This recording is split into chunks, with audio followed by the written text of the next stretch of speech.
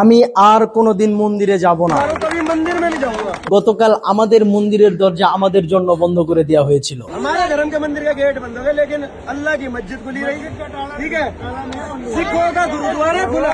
কিন্তু অন্যদিকে আল্লাহর মসজিদগুলো আমাদের জন্য খুলে দেওয়া হয়েছিল এবং শিখদের গুরুদ্বারাও আমাদের জন্য খুলে দেওয়া হয়েছিল। ঘটনাটি হলো, পুলিশ যখন শিক্ষার্থীদের উপর টিয়ার গ্যাস ছুড়ছিল, आंसू गैस के गोले ताके जा रहे थे, स्किन ऐसे चल रही थी हमारी सबकी, पानी की जरूरत थी वहाँ पे, तो इन्होंने इनके इतने गंदे रूल की वजह से इन्होंने मंदिर बंद कर दिया वहाँ पे। সাহায্য এবং পানির জন্য মন্দিরে গিয়েছিল, কিন্তু পুরোহিত মন্দিরের দরজা বন্ধ করে দিল। অন্যদিকে মুসলমানরা তাদের জন্য ডেকে ডেকে মসজিদ থেকে পানি দিচ্ছিলেন। তারা स्टूडेंट के लिए मस्जिद से पानी जा रहा है।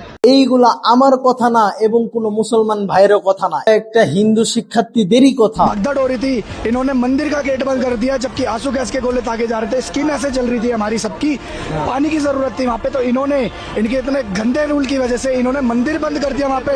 हमारी सिर्फ दो धर्मांतर ने जिसने भी हमारी जो मदद करी है, एक गुरुद्वारे ने और एक मस्जिद ने। 14 दिन से भाई हंगर स्ट्राइक चल रहा है और यहाँ के लोगों को खाना एक मुसलमान ही बांट रहा है।